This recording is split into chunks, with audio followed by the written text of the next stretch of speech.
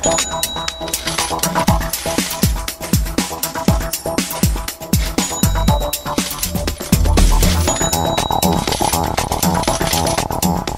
es una nueva edición, toca hablar de datos económicos. Volvemos. Javier Martínez, buenos días. Muy buenos días. He encargado de ponerle imágenes, palabras y voz a este espacio sobre economía. Bueno, noticia que veíamos hace unos cuantos días y que nos llamaba la atención, que tiene precisamente que ver con el IPC. Bueno, el índice de los precios. Oye, que el azúcar ha subido hasta un 50%, leíamos. Pero es que además a mí me gustaría aprovechar que tenemos aquí en los estudios para hacer un pequeño balance, ¿no? Porque hay familias, bueno, gran mayoría de los aragoneses, que es que lo vienen diciendo, ¿cómo está la cesta de la compra? ¿Qué va a ocurrir con el IPC? ¿Cuál es la tendencia para el 2023? Es bueno recordar de vez en cuando esto, porque aunque lo hemos dicho alguna vez, nunca habíamos dedicado un espacio más tranquilo para hablar de esto. La elevación del nivel general de precios, lo que sube la cesta de la compra, es el concepto, la inflación. Y se mide con porcentajes, y ese porcentaje es lo que denominamos IPC, el índice de precios al consumo. ¿Qué es lo que ha pasado? Ha subido mucho. Estamos hablando de una subida media interanual del 6,8%. Este último mes que medimos, el mes pasado, hemos tenido subidas algunos meses interanuales, es decir, 12 meses corridos siempre, medidos de una vez a otra, de por encima del 10%. Y la sensación y sobre todo el discurso, que desde aquí hemos intentado no hacerlo o no participar de él, es que la inflación está bajando porque ya no sube al 10, sino que sube al 6,8%. Vale, ¿por qué contaba las diferencias? Porque todo lo que sube ¿sí? se impregna, ¿vale? Y se mete como la grasa en los músculos, que luego cuesta quitarla. Es decir, cuando algo sube un 6,8 de media, o como tú dices, los alimentos un 15 de media, y para que los alimentos suban un 15%, pues nos encontramos con cosas como el azúcar que sube el 50%, o el aceite que sube un 50%, etcétera. Ese precio se queda. Es decir, lo que estamos midiendo es la velocidad con la que se incrementan los precios mes a mes comparados con el año pasado. Si cuando midamos la inflación del mes de diciembre ha subido, pongamos que el 5, no es que haya bajado, simplemente que ha vuelto a subir otra vez, pero ya en lugar de subir a una velocidad del 10%, ha subido al 5%. Y eso es, por eso decíamos una vez que una de las cosas para empezar que hay que asumir es que somos un porcentaje más pobres. En este momento somos un 6,8% más pobres. Eso queda claro, pero Javier, si el índice está al 6, ¿por qué los precios o por qué la cesta, por qué la compra no baja? ¿Qué hay detrás de todo esto? Porque sigue subiendo, porque que esté al 6 significa que sigue subiendo al 6. No hay detrás, no sé, pienso, un pacto en este caso entre empresarios, de hipermercados que puedan mantener esos precios. No. Es que sigue subiendo. O sea, que suba al 6 o al 6,8 significa que sigue subiendo. O sea, que es un 6,8% más caro que la subida que hizo hace 2 meses. Y ese es un concepto importante. ¿Por qué? Porque mientras sean datos, números, porcentajes positivos, significará que los precios van a seguir subiendo. En esta situación hay mucha gente que pregunta, bueno, ¿y cuándo van a bajar? Bueno, pues hay dos cosas. En el caso de la cesta de la compra, en el caso de los alimentos, se ven influenciados por materias primas, por el transporte de los alimentos, por lo tanto, precios de los combustibles, precios de las energías necesarias para producirlos. Y eso significa que hoy estamos consumiendo y por lo tanto, o el mes pasado consumíamos y por lo tanto medíamos precios de alimentos que se habían elaborado hace unos meses y por lo tanto se habían elaborado, transportado y puesto a nuestra disposición con precios de productos energéticos, de materias primas de hace unos meses, es decir, precios mucho más altos. Por lo tanto, esos precios o esa sensación que tenemos que sube más bajo y que estamos midiendo muchas materias primas ya no están subiendo sino están bajando de precio. ¿Cuándo los veremos nosotros en la cesta de compra? Dentro de unos meses, porque hay un decalaje. Cuando estemos utilizando alimentos que se estén produciendo hoy y que sean más baratos y se estén moviendo o produciendo con petróleo a $80 el barril en lugar de a $120 el barril, como se estaban produciendo en julio de este año pasado, de este año 2022. Eso es un concepto importante, siempre vamos a ir viendo precios del mes pasado y que se han producido en otros momentos y por lo tanto con otros precios, y cuando estamos hablando de que todos los momentos pasados fueron mucho peores en cuanto a precios, hasta que lo veamos en la cesta de la compra va a tardar. No tiene nada que ver con que el supermercado decida tener un margen u otro de los productos, porque al final el precio del producto es el que viene detrás. De todas formas, haciendo el ejercicio de ver cuáles son los márgenes de los supermercados, el mayor supermercado, la mayor cadena de distribución de alimentos de este país, tiene un margen del 3,5%. Y la segunda tiene un margen del 2,5%. Es porque hice el ejercicio de dividir los beneficios que había tenido para las ventas, simplemente. Otra cosa es que son márgenes muy pequeños, pero que les dan muchas vueltas y que por lo tanto esos márgenes generan importantes beneficios. Pero como margen, son estos los márgenes con los que están moviendo. ¿Hacemos mal en esperar que los precios se sitúen en enero de este año cuando no había una guerra declarada en Europa? Bueno, a mí me gusta recordar que para este mes de diciembre del año pasado ya teníamos inflaciones como hoy. O sea, y si no recuerdo mal, y hablo de cabeza y mi memoria no es muy buena, terminamos el año pasado con una inflación en torno al 6,3%. Es decir, que ya veníamos subiendo inflación. No, lo que hace la guerra es constatar que hay un problema muy grande y eso hace que se lance la inflación adelante. ¿Por qué veníamos con inflación? Veníamos con inflación por pura lógica.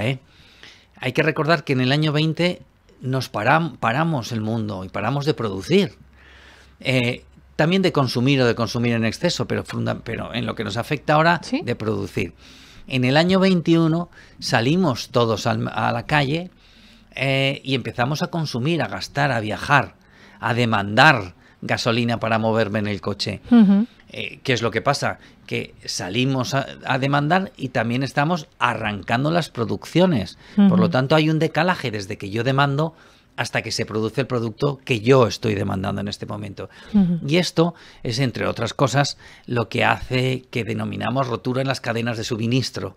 Es decir, que yo voy a comprar y hay menos productos porque el año 20 han estado cerradas las producciones y por lo tanto no se ha producido. ¿Qué es lo que pasa con la guerra? La guerra tiene lugar en Europa, además, y en una zona que la llamábamos el granero de Europa, porque Ucrania es el mayor productor, pues desde cereales, aceite de girasol, etcétera. Y eso se paraliza o baja la producción de manera estrepitosa. Eso se añade a que Rusia es uno de los mayores vendedores para toda Europa de productos energéticos como petróleo y gas natural, pues hace que esas dos variables, que son los productos energéticos y los alimentos no elaborados, suban mucho más de precio y es lo que hace y es lo que provoca la guerra, que pasemos de inflaciones del 6% a inflaciones del 10-11%. ¿Qué es lo que debemos esperar a futuro? Lo normal es que la inflación, el objetivo del Banco Central Europeo es que la inflación crezca a tasas del 2%, es decir, que todos los años suban los precios. ¿Y por qué? Porque si los precios no subiesen, y eso sería la deflación, que luego contamos un poco más en detalle, si los precios no subiesen, nadie produciría. O sea, imaginémonos que yo soy un constructor y elaboro y construyo una casa para vender. Y tú vienes a comprar la casa, pero sabes que por el mero paso del tiempo, es decir, con inflación negativa, el IPC es menos algo, el mero paso del tiempo va a hacer que el precio de la casa que yo te esté vendiendo va a valer menos el año que viene. Y al año siguiente, menos. Estamos hablando de una situación de deflación o inflación negativa. Tú no vas a comprar. Ante la duda, voy a esperar un año más. Lo mismo pasaría si estuviéramos hablando de un ordenador, un coche o un viaje. Si el paso del tiempo hiciera que fuera más barato, nos retraeríamos a la hora de comprar y esperaríamos a ese precio más barato. Pero eso es un círculo complicado, es un círculo vicioso. Porque si tú no me compras la casa, yo no voy a vender la casa y por lo tanto no voy a seguir produciendo casas, no voy a seguir construyendo casas. Si ni tú ni nadie me construye casas, yo voy a cerrar mi empresa o no voy a seguir construyendo. Si yo cierro mi empresa, voy a despedir a mis trabajadores. Si mis trabajadores se despiden, va a incrementarse el paro, por lo tanto va a haber más gente con problemas económicos para comprar, por lo tanto va a haber menos demanda todavía y la economía entra en una espiral muy complicada. Esa espiral que la ha sufrido Japón desde los años 80 es algo a evitar y por eso el compromiso de los bancos centrales y en el caso concreto de nuestro Banco Central Europeo es que los precios suban el 2%, que se sobreentiende, que se piensa que es un porcentaje lo suficientemente atractivo como para que yo siga construyendo casas y el productor de coches siga produciendo coches y el consumidor decida que lo va a comprar este año frente a esperarse el año que viene porque va a valer un 2% más. Por lo tanto, que suban los precios es normalidad económica. Que bajen los precios es anormalidad económica. Es una situación complicada y grave para la economía. Claro, estamos hablando del 2%, no del 7, ni del 8, ni del 11. Estamos hablando del 2%. ¿Qué es lo que podemos esperar como consumidores? Deberíamos esperar que a cortísimo plazo los precios cada vez suban menos o menos rápido, para utilizar un concepto mucho más concreto. Pero pensar que de cara a Navidades van a bajar los alimentos, pues no estaríamos hablando en la red, no seríamos realistas. Si suben siempre, ahora más, ¿no? Claro, si siempre suben, pues este año, pues con más van a subir. Es que no hay...